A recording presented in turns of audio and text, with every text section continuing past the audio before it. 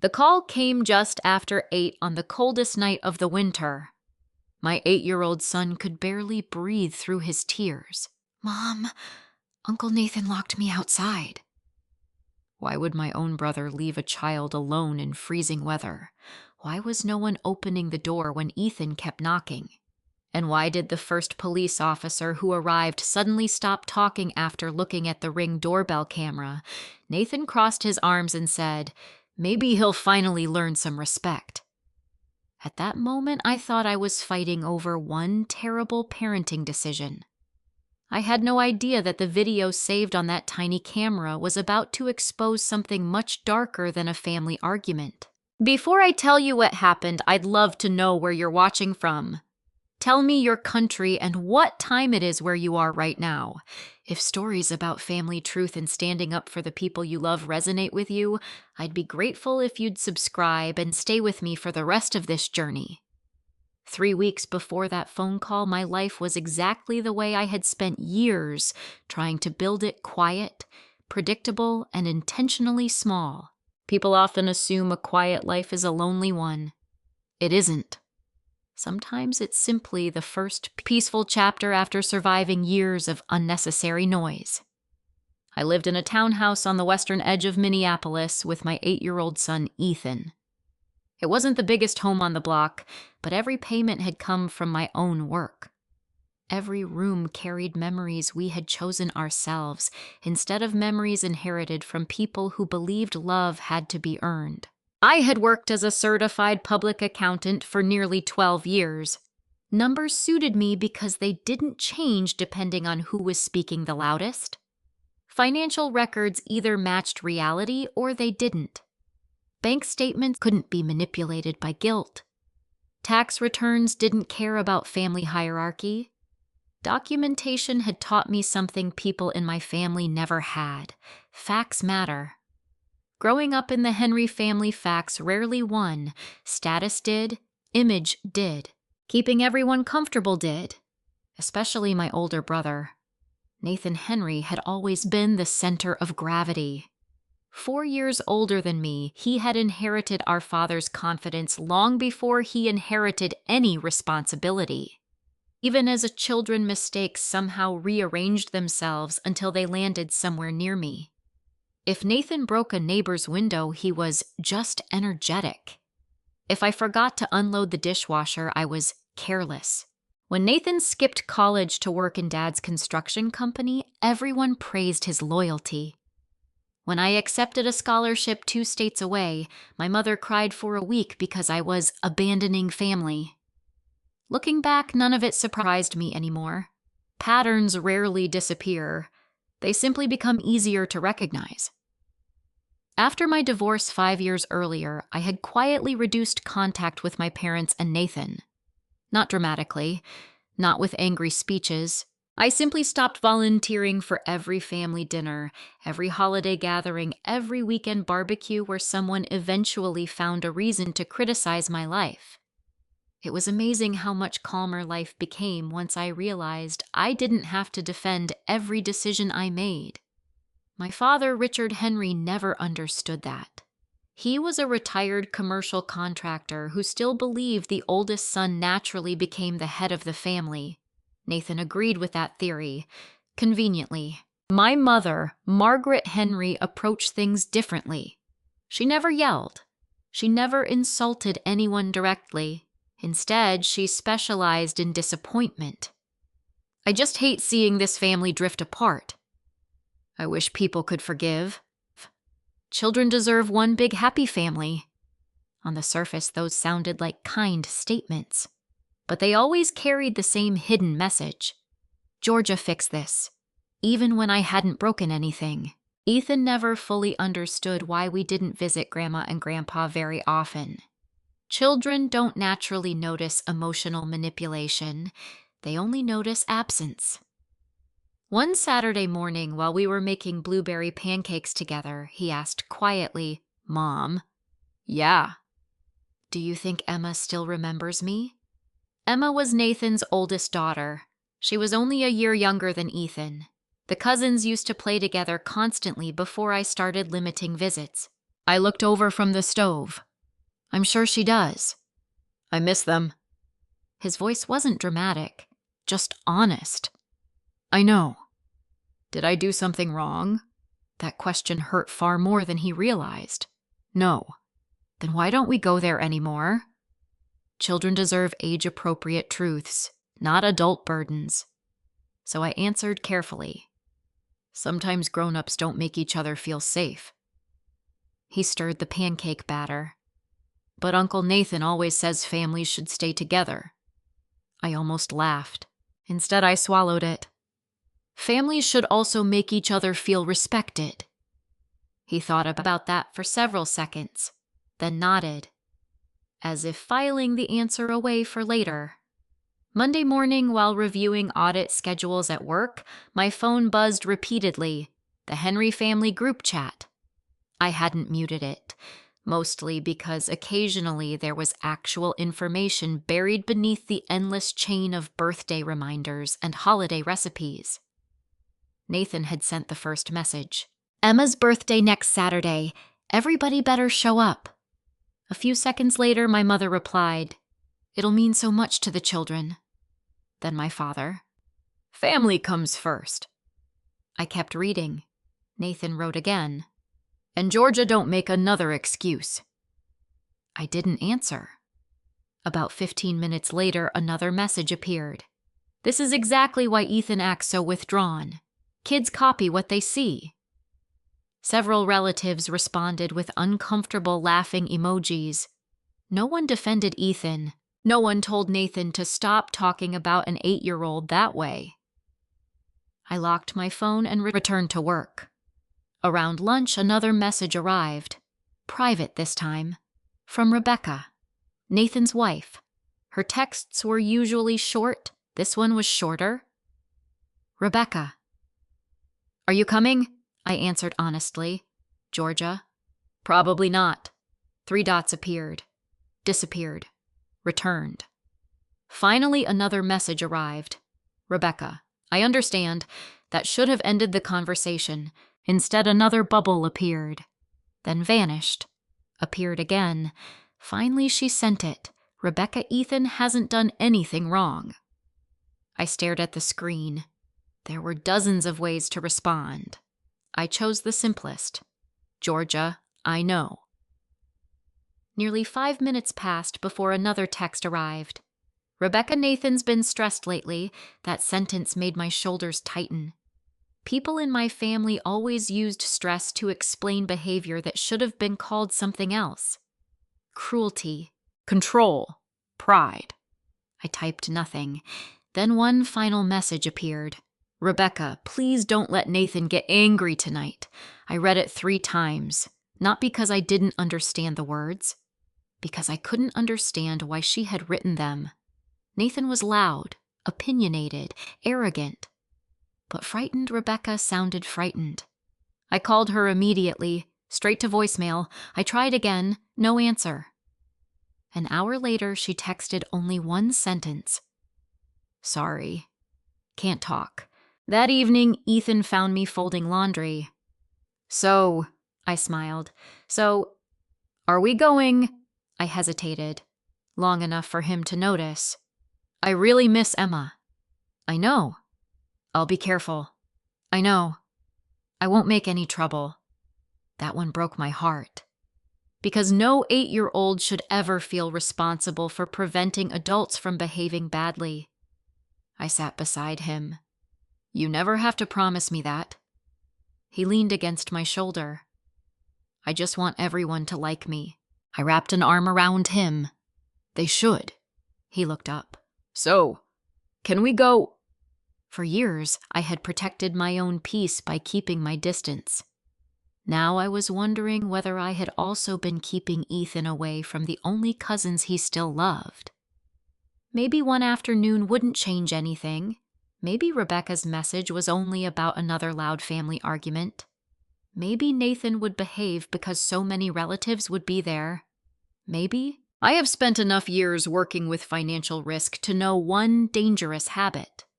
People often mistake hope for evidence.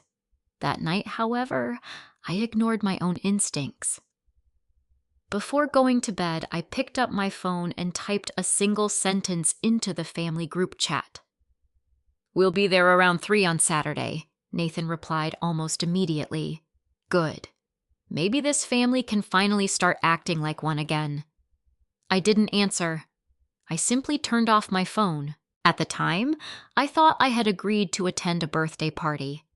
I didn't realize I had just accepted an invitation to the longest night of my son's childhood. Saturday arrived with one of those deceptively beautiful Minnesota winter afternoons. Fresh snow covered the neighborhood in a clean blanket of white, and sunlight reflected off every rooftop so brightly that you almost forgot how dangerous the temperature really was. The weather forecast warned that another cold front would move in after sunset, dropping temperatures well below 10 degrees. I checked the forecast twice before leaving. Then I packed an extra hat, an extra pair of gloves, and a heavier coat for Ethan. That wasn't unusual.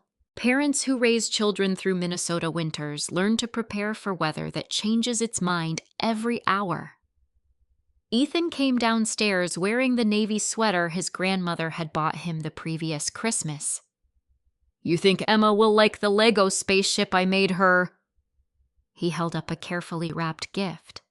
Instead of buying something expensive, he had spent almost 2 weeks building and repainting an old Lego model into a custom space shuttle because Emma loved astronomy. "It looks amazing." "You don't think she'll notice some of the pieces are used?" "I think she'll notice how much time you spent making it." His face relaxed. That smile reminded me exactly why I had agreed to come. Not because my family deserved another chance, because Ethan still believed they might. Nathan and Rebecca lived about 30 minutes away in a newer development outside Plymouth. Their house was exactly what people expected from someone who wanted the neighborhood to admire him. Large stone entrance, 3-car garage, perfect landscaping that somehow stayed immaculate even during winter. 2 expensive pickup trucks parked in the driveway. Everything looked carefully arranged, including appearances. The front door opened before we even reached it. "There they are." Rebecca stepped outside with an exhausted smile. She hugged Ethan first. "I'm so happy you came." There was genuine relief in her voice. Not excitement. Relief. As if she'd been worried until the moment she actually saw us. Nathan appeared behind her. "Well, look who finally decided family matters." He smiled. His mouth smiled. His eyes didn't. I smiled politely. "We're here for Emma." He laughed. "Same difference." I didn't bother responding. Some conversations aren't arguments. They're invitations into arguments. I've learned not to accept them. Inside the house buzzed with relatives, children, balloons, music, and the smell of barbecue drifting from the kitchen. Emma spotted Ethan almost immediately. "Ethan!" She ran across the room and hugged him. "You actually came?" He grinned. "I finished your present." She gasped. "Can I open it later?" "You have to." Watching them together softened something inside me. Maybe I'd worried too much. Maybe children really were capable of holding families together, even when adults struggled. Rebecca walked beside me toward the kitchen. "Can you help me with the cake later?" "Of course." "Thank you." She looked over her shoulder before lowering her voice. "I'm glad you're here." Something about the way she said it stayed with me, almost like she wanted witnesses. Nathan had already gathered several relatives near the fireplace. He loved audiences. Within 20 minutes, he was telling stories about work, about leadership, about discipline, about how soft society had become. People laughed exactly when he expected them to, my father especially. Richard practically admired every sentence Nathan spoke. Then Nathan looked toward Ethan. "Hey, buddy." Ethan walked over politely. "Yes, Uncle Nathan. You playing any sports yet?" "A little soccer." Nathan nodded dramatically. "Soccer." He looked around the room. No football. Ethan shook his head. I like drawing too, Nathan chuckled. There it is. Several people smiled awkwardly. Nathan continued. Boys need something tougher. I stepped forward. Ethan enjoys what he enjoys. Nathan shrugged. I'm just saying. He wasn't. He was performing. Every criticism needed an audience. Every audience reinforced his authority. Ethan quietly walked back toward Emma. He didn't complain. He didn't cry. He simply left. Children recognize humiliation long before adults realize they've caused it. For the next hour, things settled down. The kids built snow forts in the backyard. Adults talked around the kitchen island. Rebecca floated from room to room, trying to keep everyone fed. I noticed something else. Every time Nathan entered a room, conversations subtly changed. People became more careful, more agreeable, more willing to laugh. I'd seen that dynamic before.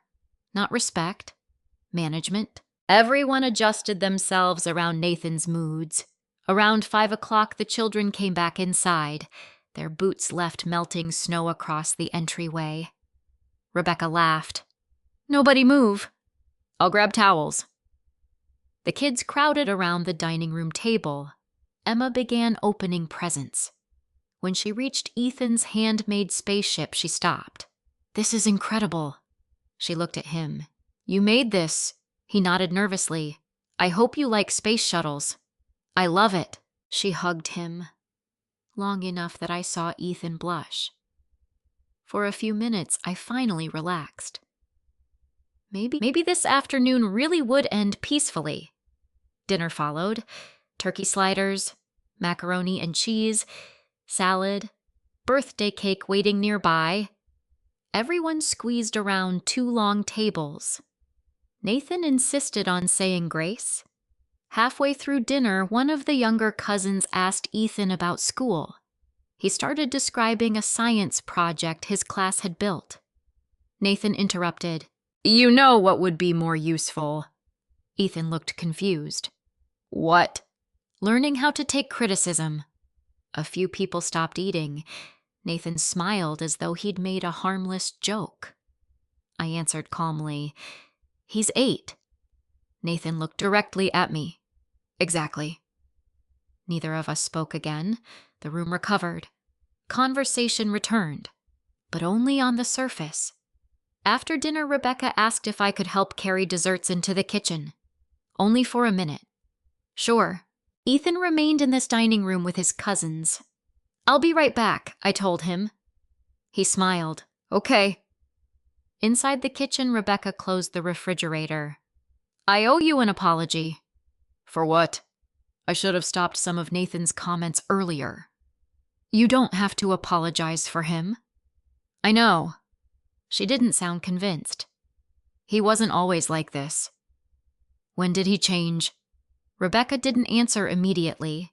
She carefully lined up dessert plates before speaking. I don't think he changed. I think I just stopped making excuses. Before I could respond, we heard laughter from the dining room, then something hitting the hardwood floor. Rebecca sighed. I'll clean it. We walked back toward the dining room together. A glass of iced tea had tipped over. Amber liquid spread across the table. Some of it had reached Emma's new Lego display that had been sitting beside the gifts. The model leaned sideways. One wing snapped off when it hit the floor. Silence filled the room. Every pair of eyes turned toward Ethan. He stood frozen. I'm sorry. His voice was barely above a whisper. I didn't mean to. Emma immediately shook her head. It's okay. I can fix it. Nathan wasn't looking at Emma. He was staring at Ethan. Slowly, without blinking. You broke it? I'm sorry. I said... Nathan stood up. You broke it. Georgia instincts and accountant instincts have something in common. Both notice patterns before explosions. I saw Rebecca's shoulders tense. I saw my father quietly lower his eyes. I saw my mother stop reaching for her coffee. No one spoke, because everyone already knew what came next. Nathan walked around the table. He stopped directly in front of Ethan. "You know what happens when people damage something that doesn't belong to them." Ethan swallowed. "They apologize." "I did." Nathan leaned down. "And then they accept consequences." I stepped forward. "That's enough." Nathan held up one hand toward me without taking his eyes off Ethan. "I'm talking to him." "No!" I moved beside my son. "You're talking to both of us now." For a moment I thought Nathan might back down. Instead, he smiled. The same calm smile he always wore right before saying something cruel enough to sound reasonable. "I'm not hurting him. I'm teaching him." Before I could answer, Nathan rested one hand on Ethan's shoulder. "Come with me." Ethan instinctively looked at me first. Not Nathan, me. His eyes silently asking whether he had to go. I opened my mouth to stop it. But Nathan had already started leading him toward the front hallway. I followed immediately. Nathan opened the front door. A blast of freezing air swept into the house. Snowflakes blew across the hardwood floor, then the front door closed. Hard. For one impossible second. I couldn't see Ethan anywhere. For a heartbeat, my brain refused to process what my eyes were seeing. The front door was closed. Nathan stood inside. Ethan wasn't. I lunged toward the entryway. "Where is my son?" Nathan didn't answer immediately. Instead, he reached into his pocket, pulled out his keys, and calmly slipped them back inside, as if he had just finished locking up for the night. "He needs a minute to think." I stared at him. "What did you just say?" "He'll come back inside when he understands actions have consequences." I grabbed the doorknob. It wouldn't turn. Locked. Every nerve in my body seemed to fire at once. "Nathan!" My voice was low enough that everyone in the room stopped talking. "Unlock this door." He folded his arms. "He'll be fine." Outside, the wind slammed another wave of snow against the front windows. I hit the deadbolt with my palm. "Unlock the door." "He isn't a baby, Georgia. He's 8. He needs discipline. He has asthma." Nathan shrugged. "He also has a coat." I looked through the narrow glass panel beside the door. At first, I couldn't see Ethan. Only darkness. Snow. The glow of the porch light. Then movement. A small figure standing beside the railing, both arms wrapped tightly around himself. He wasn't pounding on the door. He wasn't screaming. He was trying to be good, trying not to make things worse. That realization hurt more than anything Nathan had said. I pounded on the door again. "Ethan." His face turned toward the glass. His lips were moving. I couldn't hear him through the insulated door. Then I saw him wipe tears away with the sleeve of his coat. My hands started shaking. I turned back toward Nathan. "If you don't unlock this door right now, I'm calling the police." Nathan laughed. "You really want officers showing up because a kid spent a couple minutes outside? This isn't punishment. This is abuse." My father finally stood. "Georgia." I looked at him. "Tell him to unlock the door." Richard rubbed the back of his neck. "Maybe everybody just needs to calm down."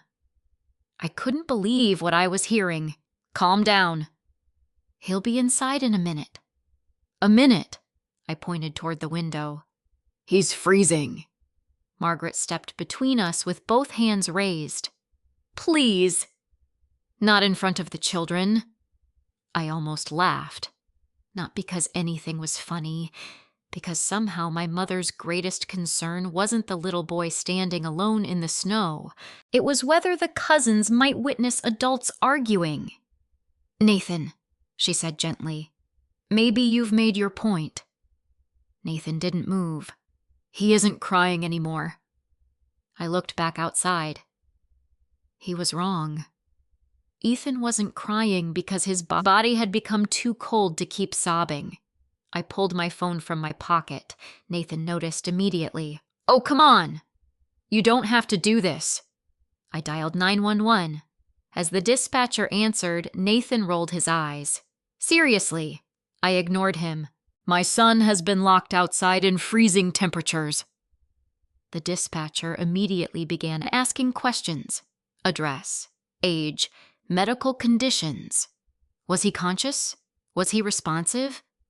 Every answer made the situation sound worse than it had felt only seconds before, because saying it out loud stripped away every excuse. An 8-year-old, locked outside, below freezing, unable to get back inside, while adults watched. The dispatcher instructed me to remain on the line. I never took my eyes off Ethan. He had started rubbing his hands together. Then he tried knocking again. 3 quiet knocks, not angry, almost polite. Nathan still refused to move. I couldn't understand it, even now. Even after hearing police were on the way, he still believed he was right. The first siren reached us less than 5 minutes later. To me, it felt like an hour.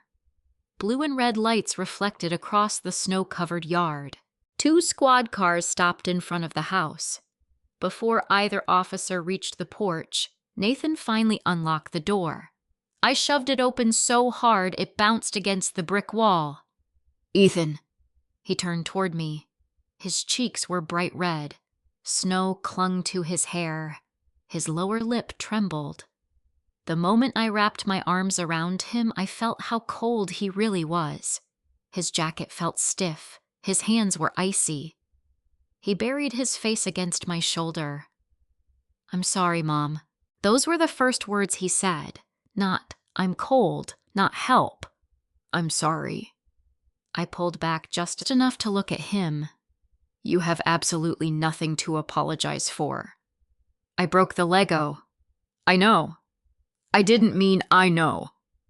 His breathing sounded uneven, short, quick. I knew that sound. The cold always aggravated his asthma before the wheezing became obvious. I wrapped my own coat around him over his jacket. "Stay with me." He nodded.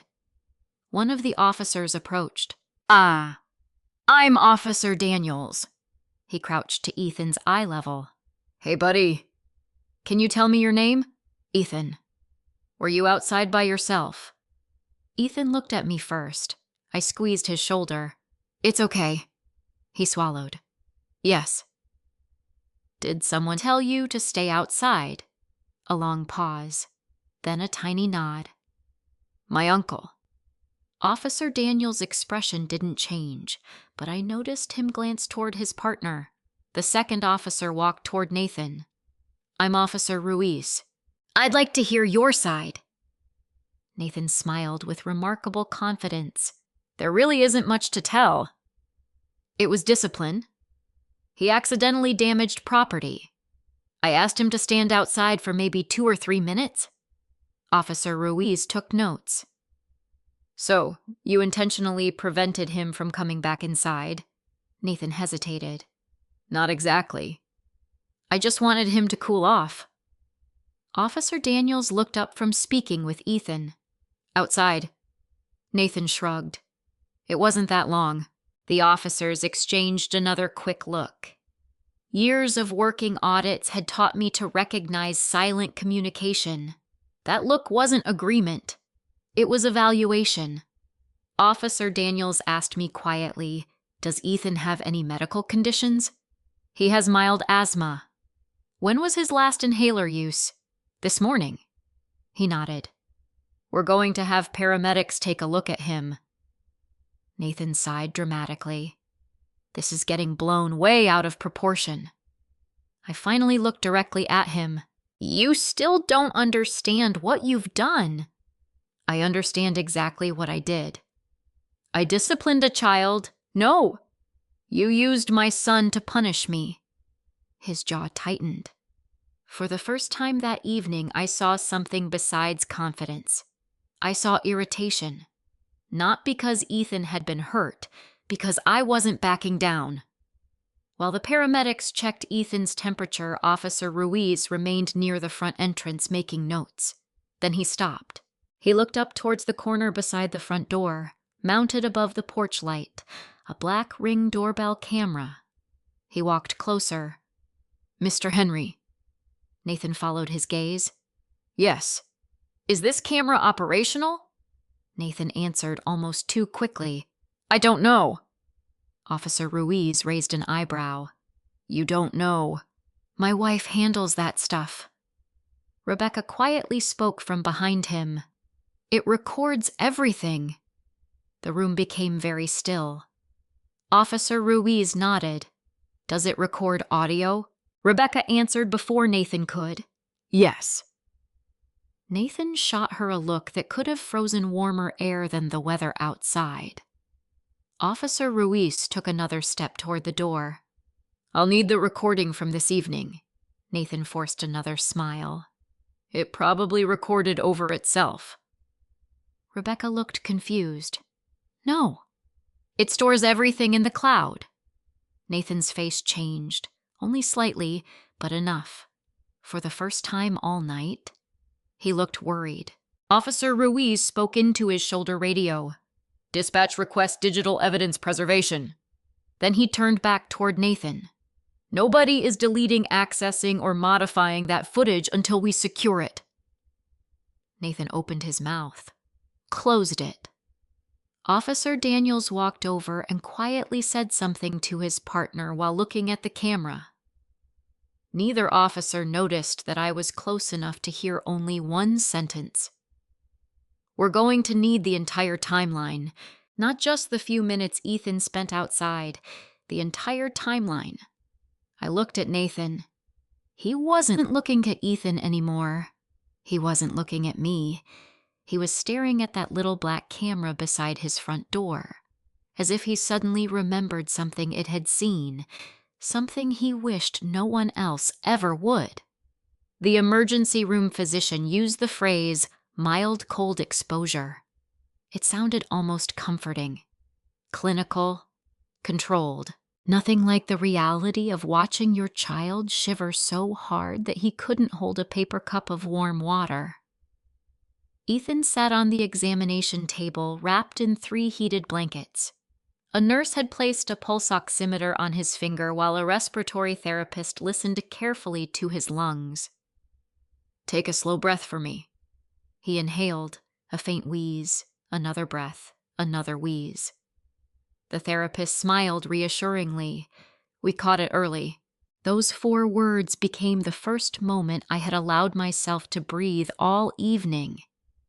If the police had arrived 20 minutes later, I stopped myself. There was no point imagining worse outcomes. There was already enough reality to deal with. The pediatrician entered carrying a tablet. "Mrs. Henry." "It's Miss Henry." He nodded apologetically. "I'm Dr. Patel." He reviewed Ethan's chart before sitting beside us. "The good news is his body temperature has come back into a safe range." I felt my shoulders loosen slightly. The cold triggered some bronchial irritation because of his asthma. "Will he be okay?" "I believe so." He smiled at Ethan. "But I don't want him outside again tonight. No chance." Dr. Patel looked back at me. "I understand law enforcement is involved." "Yes. I'm documenting everything I observed." "I appreciate that." He paused. "I also want you to understand something. The fact that he recovered doesn't mean the exposure wasn't dangerous." I nodded. "I know." He shook his head gently. "No. I mean legally. People often assume that because a child didn't suffer permanent injury, the event wasn't serious." He folded his hands. "That's not how medicine works. The risk matters." Those words settled into my memory. The risk matters, not just the outcome. After Ethan fell asleep, I stepped into the hallway outside his room. Officer Daniels was waiting near the nurse's station. He had traded his heavy winter jacket for a lighter department fleece, but he still looked as though he'd been outside in the cold all night. "How's he doing?" "Better." "I'm glad." For several seconds, neither of us spoke. Finally, he handed me a business card. "I'm one of the responding officers." "I know. I wanted you to have my direct number." I slipped it into my purse. "Thank you." He hesitated. "I also wanted to explain what happens next." I appreciated that. People who work in accounting understand processes. Knowing the next step often makes uncertainty easier to carry. "We've documented the initial incident. The ring footage has been preserved. The detective assigned to crimes involving children will review everything." "Does that mean charges?" "It means evidence first." I nodded. That answer made sense. Evidence first. Always. Officer Daniels looked toward Ethan's room. "I've worked patrol for 11 years. I've seen parents make mistakes. I've seen people lose their tempers." He paused. "But I don't usually see someone remain that calm." I looked at him. "What do you mean, your brother?" He never appeared concerned. The words stung because they were true. Nathan hadn't looked frightened. He hadn't looked guilty. He had looked inconvenienced, as though police had interrupted an ordinary Saturday evening. Officer Daniels continued. "That's one reason preserving the video matters. You don't have to rely on memory. The recording speaks for itself." The following morning, Ethan slept almost until noon. When he finally woke up, he wandered into the kitchen wearing oversized pajamas and carrying the blanket the hospital had let him keep. He sat quietly at the table while I made oatmeal. After several minutes, he asked, "Mom." "Yeah." "Am I in trouble?" I stopped stirring. "No."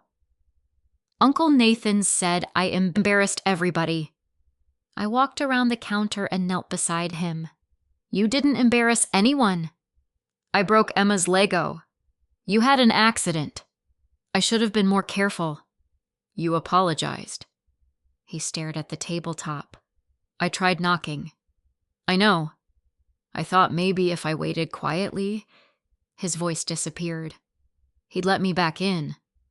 I couldn't answer immediately because I already knew what children often believe after adults mistreat them. If I'm good enough, maybe they'll love me again. Maybe they'll let me back inside. I gently lifted his chin. "Listen to me. What happened wasn't because of something you did. It happened because an adult made a very bad decision." He searched my face. "Really? Really?" He nodded slowly. I wasn't sure he believed me yet.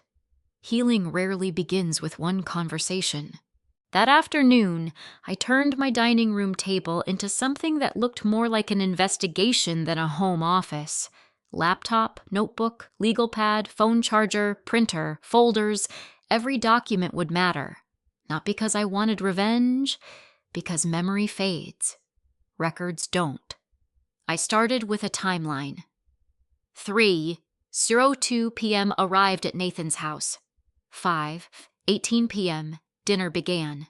6:11 p.m. Ethan apologized after spilling tea. 6:14 p.m. Nathan led Ethan toward the front door. 07 p.m. 911 call. 8:13 p.m. police arrival. Hospital admission, discharge, everything. Next, I downloaded the National Weather Service report for that evening. Temperature, wind speed, wind chill, snowfall. Then I printed Ethan's asthma diagnosis from his pediatric medical portal. Finally, I photographed everything he had been wearing: his coat, his boots, his damp gloves. The sleeves still carried faint salt stains from melted snow. People sometimes think documentation means expecting court. For me, documentation meant respecting reality. If I ever doubted myself months later, I wanted facts waiting for me. Around 4 that afternoon, my phone rang. Mom. I let it ring twice before answering. Hello? Margaret sounded exhausted. Georgia. How's Ethan? Recovering. A long silence followed. Then she sighed. I'm relieved. So am I. Can we talk about what happened? We are. No. She lowered her voice. I mean, privately. I already knew where the conversation was going. Mom, if you're calling to ask me not to cooperate with the investigation, I'm asking you to think. I have. Nathan made a mistake. He endangered a child. It wasn't intentional. You weren't watching him through the window. Silence. She didn't deny it. Instead, she tried another approach. You know how your brother gets. There it was. The sentence that had followed Nathan through his entire life. You know how he gets. When he shouted at teachers. When he punched holes in walls. When he humiliated waiters. When he screamed at Rebecca, now. When he locked my son outside. Every incident somehow became inevitable instead of unacceptable. I answered quietly, No. I know how everyone excuses him. She inhaled sharply. Georgia, if Ethan had belonged to a neighbor instead of this family, would you still be asking me to protect Nathan? She had no answer. After nearly 10 seconds, she whispered, He's your brother. I closed my eyes. And Ethan is my son. Neither of us spoke again. Finally, she said, I'll pray this family survives. I ended the call before replying, because I suddenly understood something. She was praying for the family. I was fighting for my child. Those were no longer the same thing. About an hour later, another notification appeared. Nathan. For a moment, I considered ignoring it. Instead, I opened the message. There was only one sentence. Maybe he'll respect adults next time. I read it again, then again. No apology, no concern, no asking whether Ethan was healthy, just justification. I immediately took a screenshot, saved it in 3 different folders, printed a paper copy, then forwarded it to myself by email. Years of auditing had made me almost obsessive about preserving records exactly as they existed. Messages disappear, phones break, cloud accounts fail. Evidence deserves backups. 10 minutes later, my attorney called. Her name was Karen Whitmore. A friend from a nonprofit board had recommended her years earlier for a completely unrelated legal question. After hearing everything, she remained quiet for several seconds. Finally, she asked, Georgia? Did Nathan intentionally keep Ethan outside after knowing he wanted to come back in? Yes. Can you prove that? I think the Ring camera can. She exhaled slowly. Good. I need you to remember something. What? The seriousness of this case isn't determined by whether Ethan recovered. It's determined by intent. I looked at Nathan's text message still glowing on my laptop screen. Maybe he'll respect adults next time. For the first time since Saturday night, I realized that message wasn't just cruel. It revealed exactly why Nathan had done it. Before I could ask Karen another question, my phone buzzed with an incoming call. Unknown number, I answered. This is Georgia Henry. Miss Henry. This is Detective Allison Brooks with the Minneapolis Police Department. We've completed the initial preservation of your brother's ring footage. She paused. I'd like you to come in tomorrow morning. We need you to watch part of the recording. I barely slept that night. Not because I expected the video to prove Nathan had locked Ethan outside. I already knew he had. I had watched him refuse to unlock the door while my son stood in the snow. What kept me awake was a different question. Why had Officer Ruiz insisted on preserving the entire recording instead of only the 28 minutes Ethan was outside? There had to be something before that. something the officers believed mattered. At 8:30 the next morning, I parked outside the Minneapolis Police Department with a folder resting on the passenger seat. Medical records, printed text messages, weather reports, my timeline, old habits die hard. If someone asked for a document, I wanted it in my hand before they finished the sentence. Detective Allison Brooks met me in the lobby.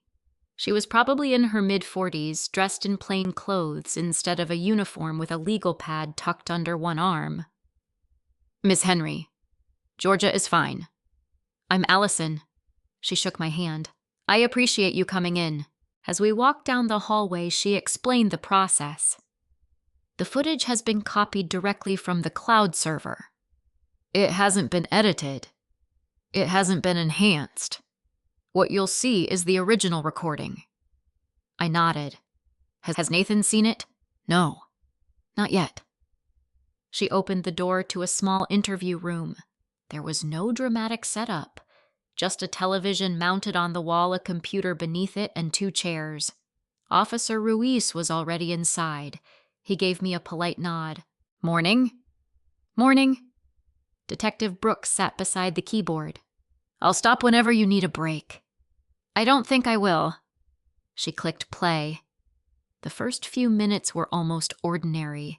Guests arriving, children laughing, people carrying presents inside.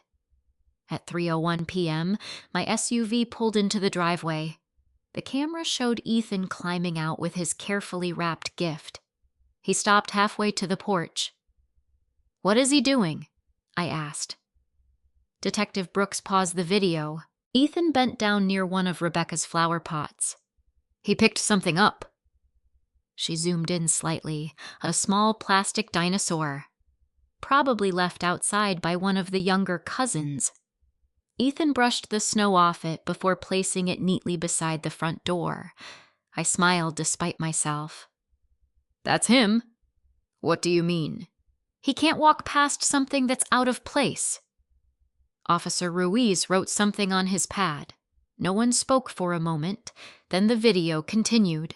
For more than 2 hours, nothing unusual happened. Guests came and went. Children ran in and out of the house. Nathan grilled hamburgers in the backyard. Rebecca carried food between rooms. The atmosphere looked exactly like every normal family gathering. Until 6:12 p.m., the dining room emptied into the front hallway. The doorbell camera couldn't see inside the house, but it recorded audio. Voices. Footsteps. Then Ethan appeared. Nathan's hand rested firmly on his shoulder. The front door opened. Cold air rushed in. Ethan stepped onto the porch. He turned around immediately. "I'm really sorry." His voice was soft. "I didn't mean to break it." Nathan remained inside. "You don't apologize because you're caught. You apologize because you change." "I'm sorry." "No, you aren't." Nathan stepped backward. The door closed. Then, the unmistakable sound of the deadbolt sliding into place. Click. My stomach tightened. I remembered hearing that sound. At the time, I'd been standing in the dining room. Now I knew exactly what it had been. Ethan stood quietly on the porch. He didn't panic. He looked through the glass. He waited. Almost 30 seconds passed before he knocked. 3 gentle taps, not pounding, not crying, just hoping someone would answer. Nathan's voice came through the door. "Stand there. You'll come inside when you've thought about what you did." Ethan nodded. Even though Nathan probably couldn't see him. "Ah, yes, sir." Detective Brooks paused the recording. "Would you like a minute?" I shook my head. "No." Because I suddenly understood something. Ethan hadn't argued. He hadn't disobeyed. He had believed listening would help him get back inside. He trusted the adult. That trust had been used against him. "Keep going." Minute after minute passed. Ethan shifted his weight from one foot to the other. He rubbed his hands together. He looked toward the driveway. then back at the door. At one point, he sat briefly on the porch step before standing again almost immediately because the concrete was covered with snow. 6 minutes. 8. 10. I lost track. Then another voice appeared behind the door. Rebecca. Nathan, open it. He said he's sorry. Nathan answered calmly. He isn't learning anything if I let him back in now. He's freezing. He'll survive. You don't know that. There was a pause. Then Rebecca tried again. Georgia's going to lose it. Nathan laughed. Good. Maybe she finally will. The room where I was sitting suddenly felt much smaller. Detective Brooks lowered the volume. You okay? No, I answered honestly, but keep playing. At the 14-minute mark, Ethan began knocking harder. Uncle Nathan. No answer. A few seconds later, can I come inside now? Silence. He looked toward the street. A car drove past. He didn't wave. He didn't yell. He simply waited. Then came something I will probably remember for the rest of my life. He whispered to himself, I'm trying. Those 3 words broke me. He wasn't angry. He wasn't accusing anyone. He genuinely believed he simply hadn't tried hard enough yet. I covered my mouth. The detective quietly placed a box of tissues on the table without saying anything. I took one, then another. We continued watching. At 19 minutes, the interior hallway lights switched on. Through the narrow glass beside the front door, a figure became visible. Nathan. He walked toward the entrance. For one impossible second, I thought he had finally come to his senses. Instead, he folded his arms and stood behind the glass, watching my son. Ethan smiled with obvious relief. He hurried toward the door. I'm really sorry. I won't do it again. Nathan never reached for the lock. He simply stood there, listening, watching. Then he turned around and walked away. Nobody in the room spoke. Officer Ruiz quietly stopped taking notes. Even Detective Brooks looked away from the screen for a moment. There was no misunderstanding left, no missing context, no complicated family dynamic. Only a grown man choosing to leave a frightened child outside after personally confirming that child wanted to come back in. The recording continued. Snow intensified. Wind blew across the porch. Ethan tucked both hands beneath his armpits. His shoulders shook. Then finally he reached into his coat pocket. His small blue smartwatch. The emergency calling feature. He called me, I whispered. Detective Brooks nodded. At exactly 8:07 p.m. The timestamp appeared in the corner of the screen. Seconds later, Ethan lifted the watch toward his face. Even without hearing my voice, I remembered exactly what he had said. Mom, the rest of the conversation wasn't recorded because the watch connected through its own cellular service. But I already knew every word. Detective Brooks stopped the video. The total time outside was 27 minutes and 46 seconds. I looked at the frozen image of Ethan standing alone beneath the porch light. 27 minutes. Nathan had told police it was 2 or 3. He had told my parents the same thing. He had even told Rebecca afterward that everyone was exaggerating. Every single statement had been false. I wiped my eyes. So that's everything. The detective looked at Officer Ruiz, then back at me. Not quite. She reached for another file. Yesterday afternoon, we obtained additional footage from a neighbor across the street. I frowned. They have a security camera, too. They do. It captures part of the driveway and front porch from another angle. She slid a printed still photograph across the table. The timestamp matched the ring recording. Nathan stood in the open doorway. Rebecca was reaching toward the lock. Nathan's arm was stretched across the frame. blocking her from opening the door. Detective Brooks looked directly at me. The second camera explains something the Ring camera couldn't. It shows what happened when Rebecca tried to let Ethan back inside. I stared at the photograph for several seconds before I picked it up. It wasn't blurry. It wasn't grainy. The timestamp sat clearly in the upper right corner. Nathan stood in the doorway with one arm extended across Rebecca's body. She wasn't walking away. She wasn't giving up. She was trying to reach the lock, and he was physically stopping her. The still image explained the hesitation in her text message weeks earlier. Please don't let Nathan get angry tonight. She hadn't been worried about an argument. She had been worried about what Nathan became when he decided someone needed to be taught a lesson.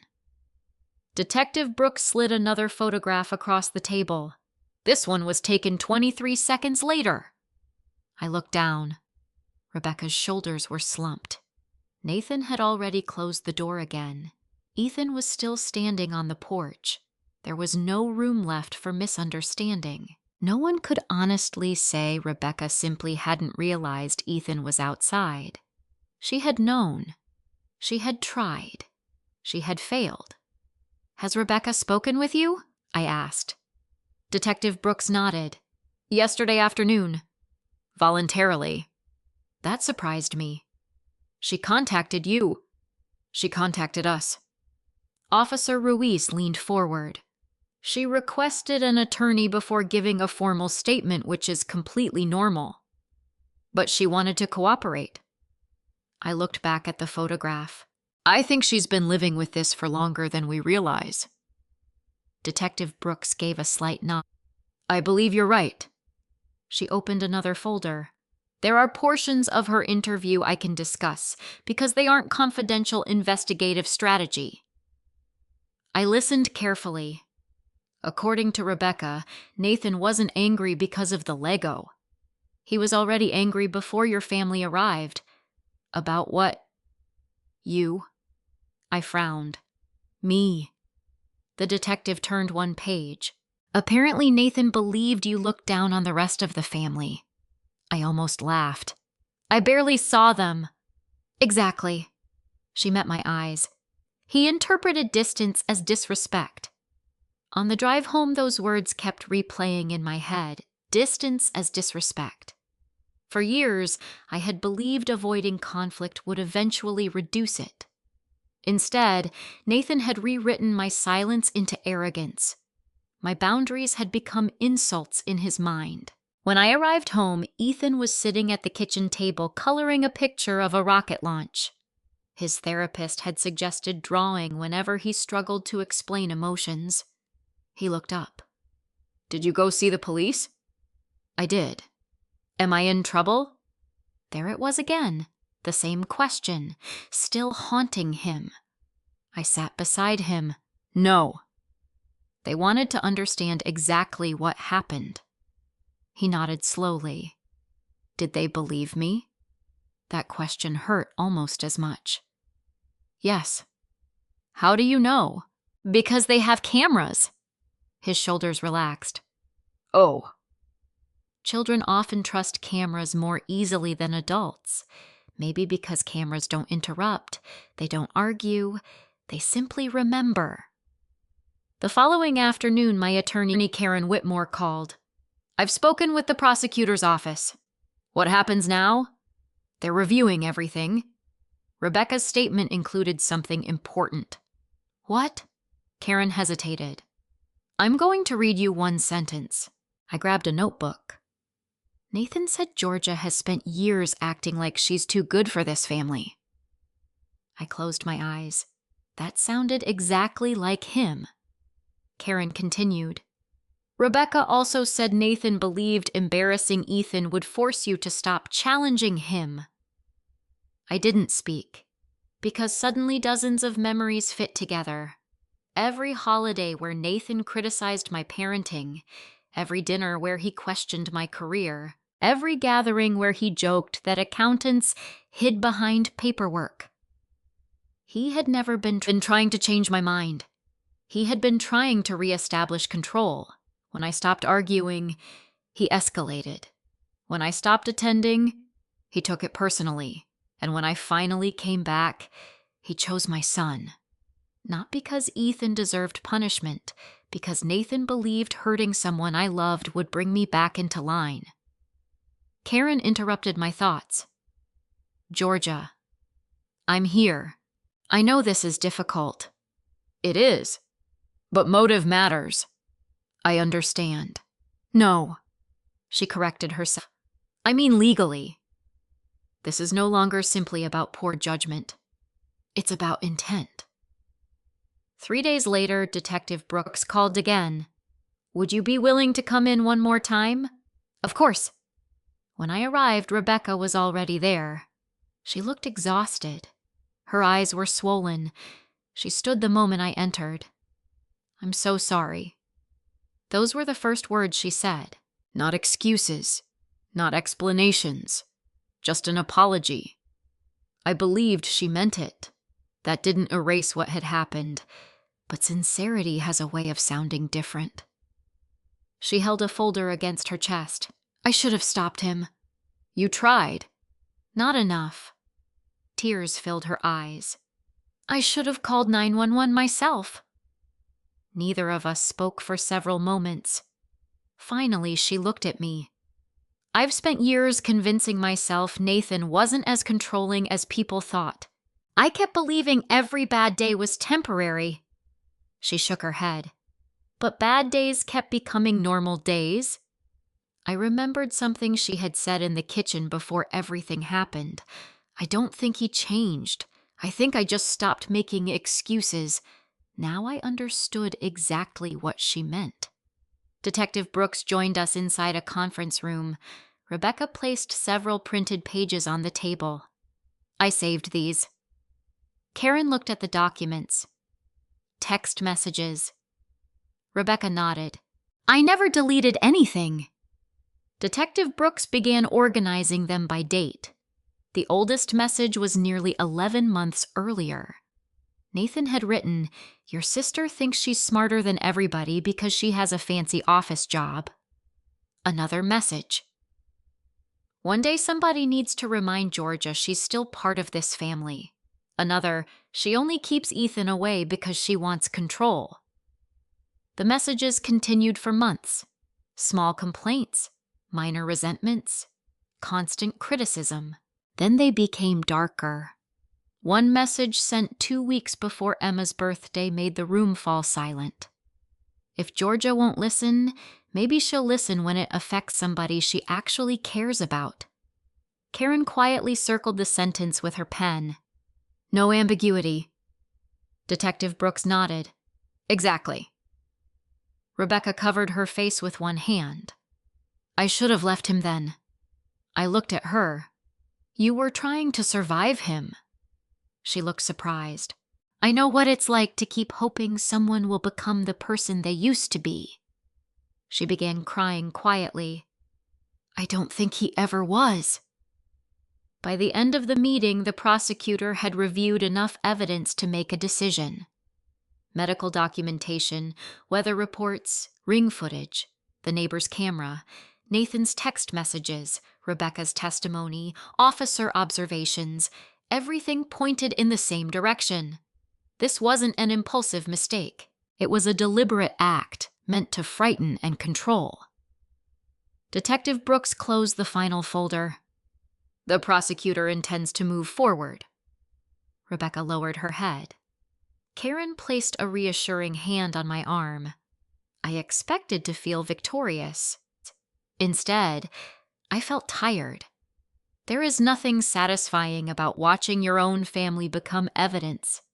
Nothing exciting about seeing your brother's words printed on numbered exhibits. Justice isn't clean. It simply becomes necessary when accountability has been avoided for too long. As Karen and I walked toward the parking lot, my phone buzzed. Dad? I almost ignored it. Instead, I answered. Hello? Richard's voice sounded older than I remembered. They're really going through with this? Yes. They'll destroy Nathan's life. I looked across the parking lot at Rebecca climbing into her own car alone. Then I thought about Ethan standing barefoot on frozen concrete, apologizing through a locked door. Finally, I answered, "No, Dad. They're responding to what Nathan chose to do." He didn't reply immediately. When he finally spoke, his voice was barely above a whisper. "I don't know how this family comes back from this." I looked at the courthouse across the street.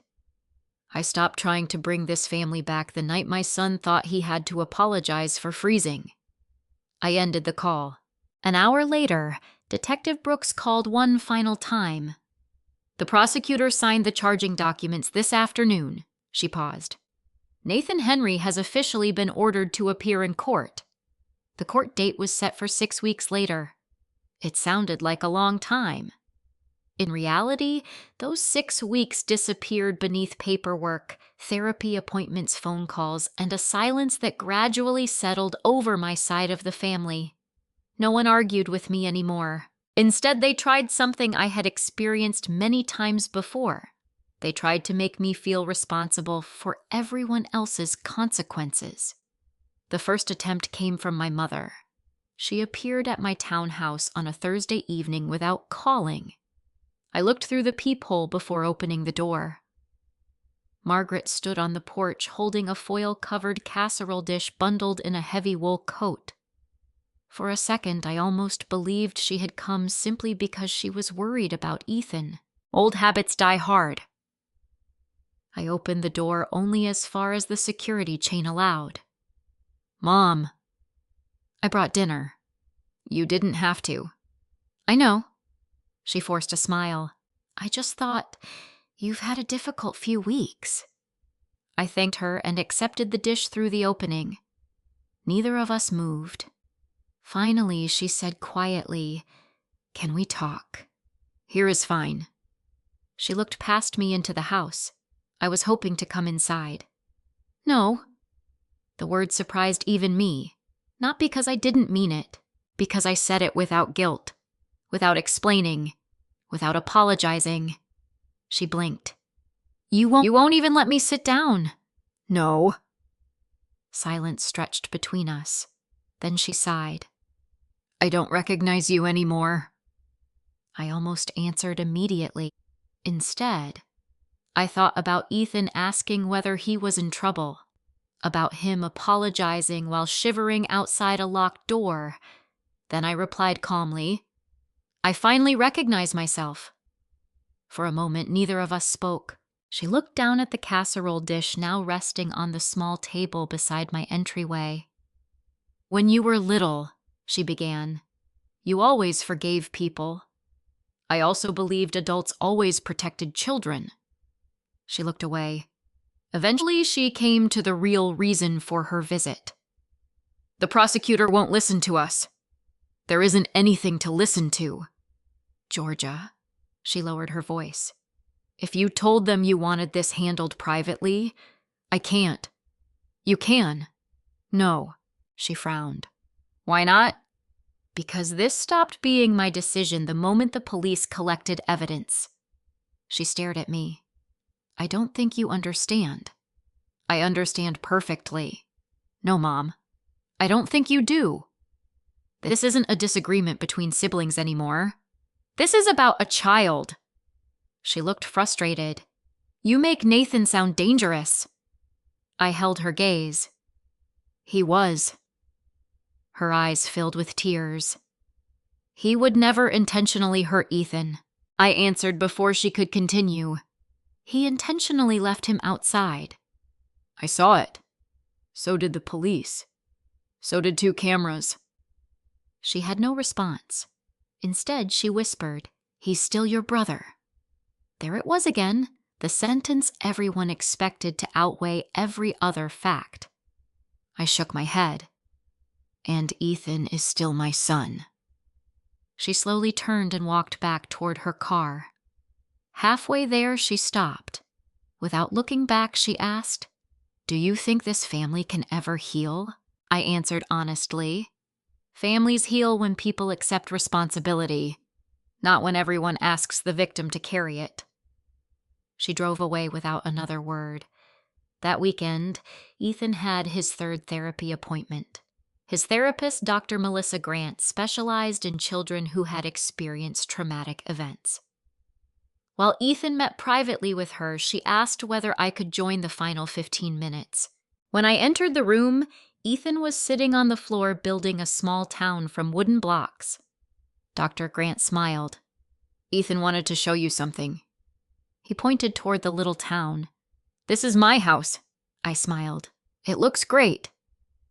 He pointed to another block sitting several feet away. That's Uncle Nathan's house. Then he placed a small wooden fence between them. Dr. Grant watched quietly. I asked, "What's the fence for, so bad people can't just come in?" The room fell silent. Dr. Grant gently asked, "What makes someone a bad person?" Ethan thought for several seconds. Someone who makes kids feel unsafe. Not evil, not monsters. Unsafe. Children often describe truth more clearly than adults. Dr. Grant nodded. Can fences ever be good? He smiled. They keep the right people safe. I looked at the little wooden fence. For years, my family had described boundaries as punishment, control, coldness, bitterness.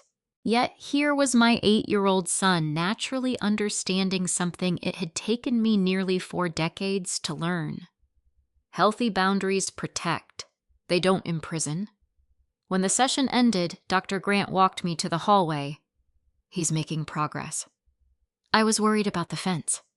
She smiled. I wasn't. You weren't? No. She folded her arms.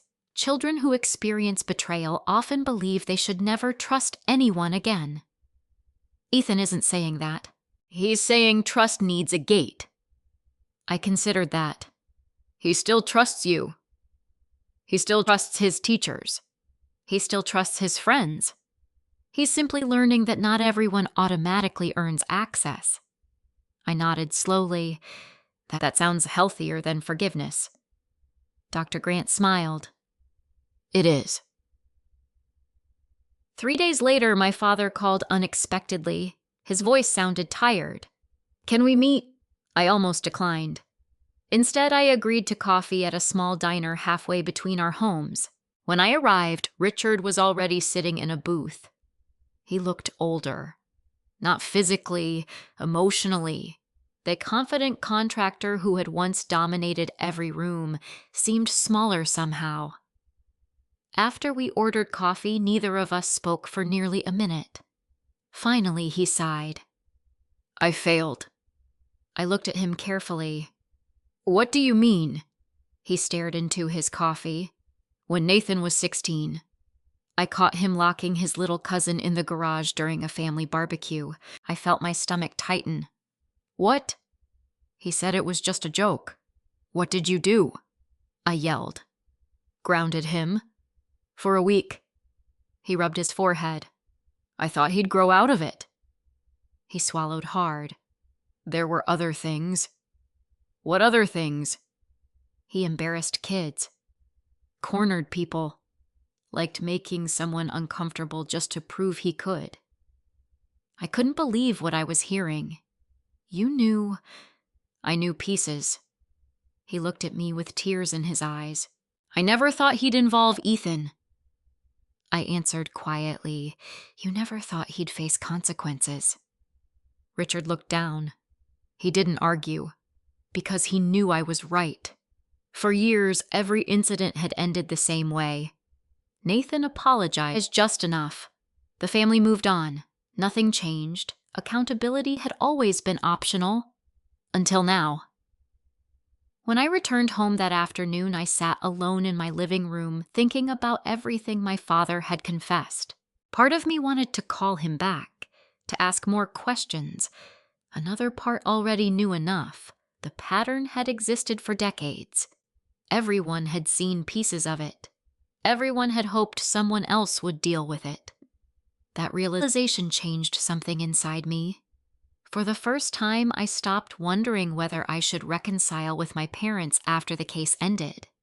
Not because I hated them, because I finally understood the cost of pretending. If I welcomed them back without change, Ethan would learn that adults could endanger him and eventually be rewarded with another chance. That wasn't a lesson I was willing to teach. That evening, I opened my phone. I created a new contact group, family. Then I removed 3 names: Margaret Henry, Richard Henry, Nathan Henry. I didn't block them. I simply removed their shortcuts from my daily life. It felt strangely peaceful, not dramatic, not angry, just accurate. The following Monday, Karen Whitmore called. "The court has finalized the schedule." "When?" "3 weeks from today." I looked over at Ethan doing homework at the kitchen table. He looked happier than he had in weeks. "Will we have to testify?" "Possibly." She paused. "But Georgia, there's something you should know." "What?" "Nathan's attorney has already indicated they'll argue this was nothing more than reasonable discipline." I closed my eyes. After everything, the videos, the messages, the medical records, they were still calling it discipline. Karen's voice became firmer. "I don't think that argument is going to survive very long. But be prepared to hear it." I thanked her and ended the call. That night, after Ethan had gone to bed, I opened the folder containing every document from the past month: medical reports, weather data, screenshots, photographs, police reports, witness statements. Then I placed one final sheet on top: the official notice of hearing. 3 weeks. After all the waiting, the truth would finally have to stand in a courtroom instead of a family living room. The courthouse looked exactly the way I remembered from jury duty years earlier. Gray stone, tall windows, security checkpoints that moved with quiet efficiency. Nothing about the building suggested drama. It wasn't designed for spectacle. It existed to separate evidence from opinion. That thought steadied me as Ethan and I walked through the entrance. He wore the navy blazer we had bought for his school concert the previous spring. He looked impossibly small, carrying a coloring book instead of a briefcase. Karen had arranged for Ethan to wait in a private family room unless the judge decided his testimony was absolutely necessary. She knelt beside him before we separated. "Your job today isn't to fix anything." He looked at her. "My job is just to tell the truth." Karen smiled. "Exactly." He nodded with the seriousness only children can manage. "I can do that." I hugged him tightly. "I'll come get you as soon as I'm allowed." "I know, Mom." As the court officer led him down the hallway, I reminded myself why I was there. Not to punish my brother. To make sure my son never believed that what happened to him was acceptable. Nathan arrived 10 minutes later. He looked almost exactly the same as he had the night of Emma's birthday. Pressed navy suit, polished shoes, confident posture. If someone had seen him for the first time that morning, they probably would have described him as successful, respectable, dependable. Appearances had always been one of Nathan's greatest strengths. Rebecca walked in separately. She didn't sit beside him. Instead, she joined the witness area with the prosecutor. Nathan watched her cross the courtroom. His expression hardened. It was the first time I realized he truly hadn't expected her to testify. Judge Eleanor Whitaker entered promptly at 9 o'clock. Everyone stood. The courtroom settled into silence. The prosecutor began with a straightforward opening statement. "This case is not about parenting philosophy. It is not about an accident. It is about the deliberate confinement of an 8-year-old child outside a locked home in dangerous winter conditions." No dramatic language, no exaggerated emotion, just facts. Nathan's attorney stood next. "My client exercised poor judgment." He paused. But poor judgment is not the same as criminal intent. He believed he was disciplining a child.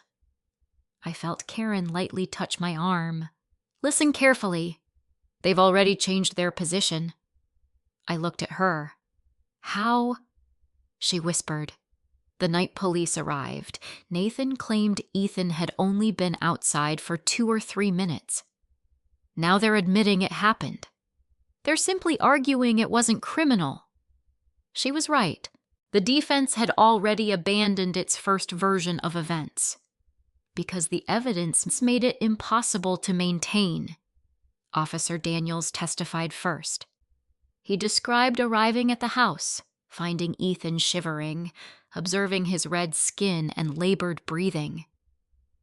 Nathan's attorney stood for cross-examination. Officer Daniels, you are not a physician, correct? Correct. So you cannot personally testify that the child suffered hypothermia? No. But I can testify that he required immediate medical evaluation. The attorney nodded. And Mr. Henry cooperated with officers once they arrived. He answered questions. He also unlocked the door. Officer Daniels looked directly at him. Only after emergency vehicles arrived.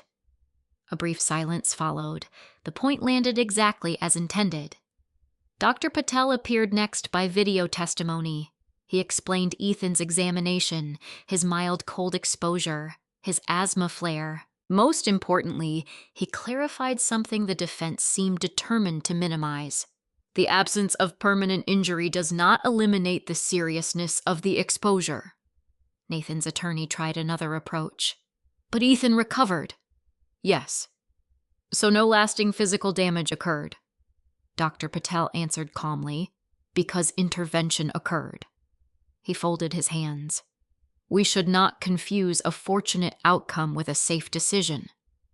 Several jurors wrote that sentence down. So did I. Then came the evidence everyone had been waiting for. The prosecutor approached the evidence monitor. Your Honor, the state moves to admit Exhibit 12. The Ring doorbell recording. Karen looked toward me. You don't have to watch. I do. The lights dimmed slightly. The familiar porch appeared. Snow drifted across the screen. I had already seen the footage twice. Watching it inside a courtroom felt different. Every sound echoed through the room. Every second seemed longer. The jurors watched Ethan step outside. They heard him apologize. They heard the deadbolt lock. Click. Nobody moved. The recording continued. Ethan waited patiently, knocked softly, asked to come inside. Rebecca pleaded from behind the door. Nathan refused. Then came the moment I knew would matter most. Nathan walked to the glass, looked directly at Ethan, listened to him apologize again, turned around, walked away.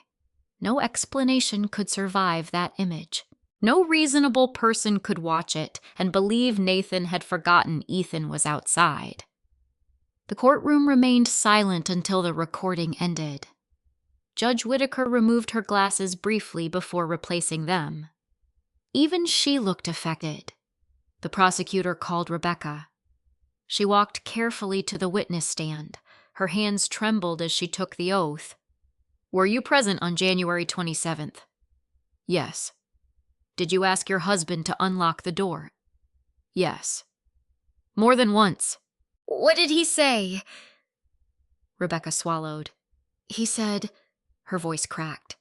He said Georgia needed to learn she couldn't always have things her way. The prosecutor paused.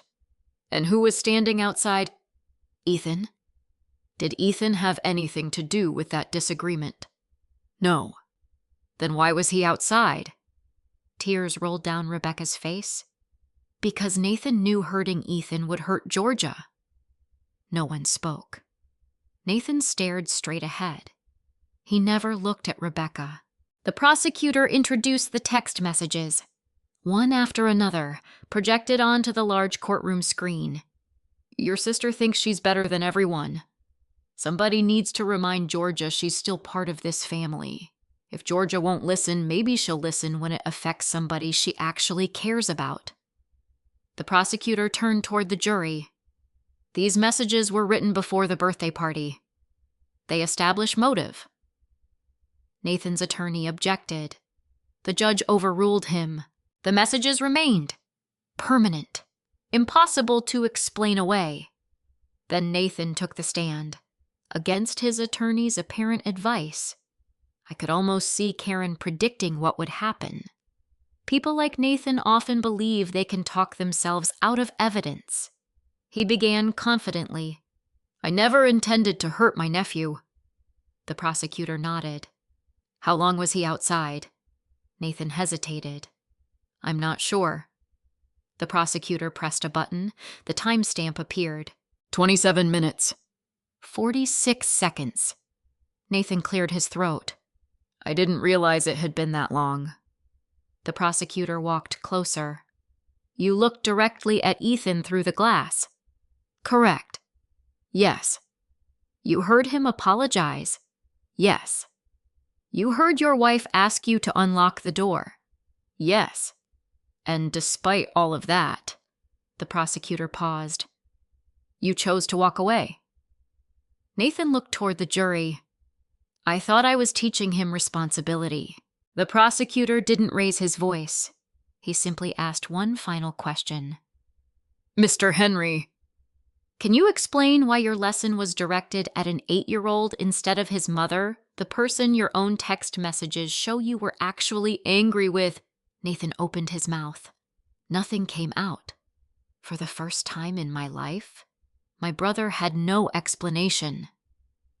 After closing arguments, Judge Whitaker recessed briefly before returning with her ruling. She spoke slowly. "This court recognizes that parents and guardians may impose reasonable discipline." She looked toward Nathan. "What occurred here was not reasonable discipline. It was a deliberate decision to expose a child to foreseeable harm," she continued. "The defendant's own statements, the preserved digital recordings, witness testimony, medical documentation, and electronic communications establish intent beyond mere poor judgment." Nathan lowered his head. Judge Whitaker imposed the legal consequences recommended under state law, including probation, mandatory parenting, and anger management programs, restrictions on unsupervised contact with minors, until further court review and other conditions appropriate to the offense. She concluded with words I will never forget. "Authority over a child is never a license to endanger that child." The gavel struck once. The hearing was over. As people slowly left the courtroom, I felt neither triumph nor relief. Only a quiet certainty that the truth had finally been placed somewhere my family could no longer rewrite it. While Karen gathered our files, a court clerk approached me. "Ms. Henry." "Yes." "A letter was left for you." She handed me a sealed white envelope. The handwriting on the front was unmistakable. My mother's. I slipped it into my folder without opening it. Some conversations could wait until I was ready to hear them. I didn't open my mother's letter in the courthouse. I carried it home inside the same folder that held Ethan's medical records, the weather reports, the screenshots, and every document that had slowly transformed one terrible night into undeniable truth. For 2 days, the envelope stayed on my kitchen counter. Every time I walked past it, I wondered whether it contained another request to forgive, another explanation, another attempt to protect Nathan from the consequences of his own choices. I wasn't ready to find out. Life began moving forward in small, ordinary ways. The court case was over. The headlines never came because there weren't any. Most people outside our family never knew what had happened. That was fine with me. I had never wanted public humiliation. I had wanted accountability. Nathan accepted the conditions ordered by the court. He began mandatory anger management counseling and parenting classes as required. He was also prohibited from being alone with children until the court determined he had met every condition. Karen later explained that those restrictions were designed to protect children while giving adults an opportunity to demonstrate real behavioral change. "They aren't permanent punishments," she told me. "They're safeguards." That distinction mattered. Justice wasn't about destroying someone's future. It was about reducing the chance that another child would experience the same harm. Ethan's recovery happened much more quietly. One Saturday morning in March, nearly 2 months after the incident, we visited a local nature center. Winter was beginning to loosen its grip. Snow still covered parts of the trails, but patches of brown grass had started appearing beneath the melting ice. We stopped near the visitor center where children were taking turns feeding birds. Ethan stood beside the entrance without moving. I noticed his eyes fixed on the automatic doors. "Everything okay?" He looked up at me. "I was just thinking." "About what?" He hesitated. "I don't get scared every time a door closes anymore." The words caught me completely off guard. He hadn't realized I had noticed. For weeks after the incident, every time an automatic door closed behind him, he'd instinctively turn around to make sure it could still open. At grocery stores, libraries, school, even our own garage. I knelt beside him. "That sounds like progress." He smiled. "I think so too." Then he reached for my hand. "Can we go see the owls?" "Absolutely." It wasn't a dramatic breakthrough.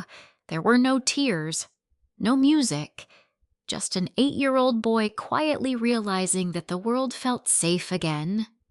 Sometimes healing arrives so gently you almost miss it. A week later, Rebecca called. It was the first time we had spoken since the hearing. Hi. I hope I'm not interrupting?" "Not at all." She sounded calmer than she had in months. "I wanted to tell you something myself. I'm moving. Really. The girls and I found a rental house. Closer to my parents." I smiled. "How are Emma and Lily doing?" "They're adjusting."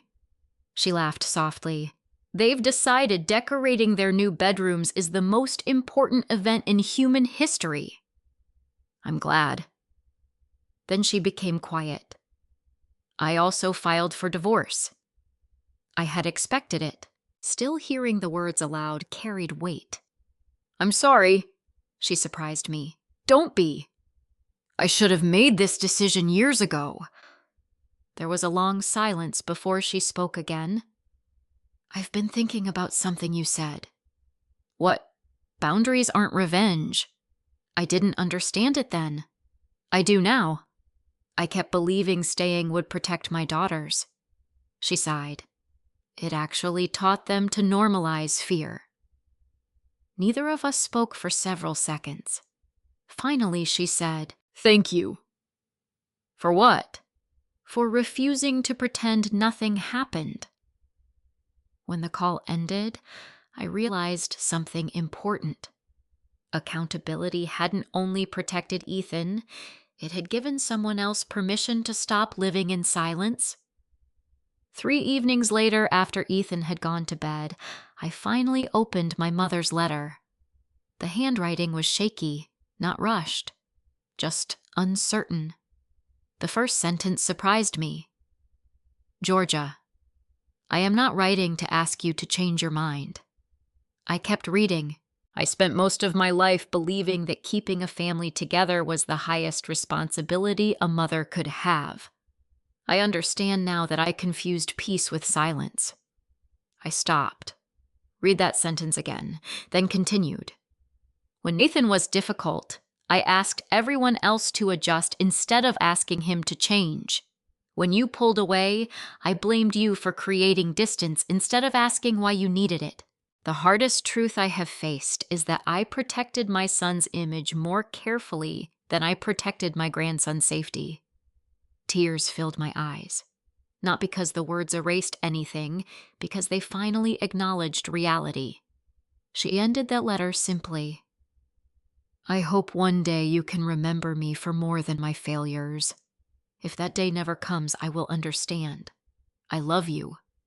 There was no request for forgiveness, no demand for reconciliation, no expectation that I reply, just ownership, for the first time in my life. The next afternoon, I sat on my back patio with the letter beside me. Karen called to check in. "How are you doing?" "I think peaceful." That's good. Mom wrote to me, and she accepted responsibility. Karen was quiet for a moment. Does that change anything? I looked toward Ethan playing basketball in the driveway. He missed a shot, laughed, chased the ball, completely unconcerned about whether anyone was judging him. It changes how I feel, but it doesn't change my boundaries. Karen smiled. I was hoping you'd say that. I don't hate my parents anymore. I just can't trust them with access to Ethan. Those are two different things. They are. And for the first time, I truly understood the difference. Forgiveness can happen inside your heart. Access happens at your front door. One does not automatically grant the other.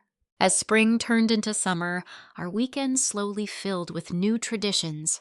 Saturday morning pancakes, camping trips, science museums, volunteering together at an animal shelter once a month. We stopped trying to replace the family we had lost. Instead, we built one that reflected the values we wanted to live by: kindness, honesty, safety, respect. One evening while we roasted marshmallows in our backyard fire pit, Ethan looked up at me. Mom, yeah. You know what? What? I don't think Uncle Nathan gets to decide what family means. I smiled. No, he doesn't. So who does? I looked at the little circle of people around us. My closest friend Olivia, her husband, their children laughing with Ethan. Rebecca and her daughters had joined us that evening too, not because everything was perfect, because trust had been rebuilt honestly. I squeezed Ethan's shoulder. We do. He nodded. I like our version better. So do I. As the fire crackled and the evening settled around us, I realized something that had taken me years to learn. Justice had never been the destination. It was simply the bridge that allowed healing to begin. There was a time when I believed loving your family meant enduring almost anything. If keeping the peace required staying silent, apologizing first, or accepting behavior that hurt you, I thought that was simply the price of belonging. What I learned instead is that healthy families are built on accountability, not fear. When someone repeatedly uses guilt, authority, or loyalty to excuse harmful behavior, setting boundaries is not an act of revenge, it is an act of protection. If you have ever been treated as though your role was to absorb someone else's mistakes for the sake of family harmony, I hope this story reminds you that you are allowed to choose safety over appearances. Forgiveness can be deeply personal, but forgiveness does not require restoring the same level of access to your life. Trust is rebuilt through consistent actions, not promises, and protecting your children or yourself is never something you should feel guilty about. If this story resonated with you, I'd love to hear your thoughts. Have you ever had to choose between family expectations and healthy boundaries?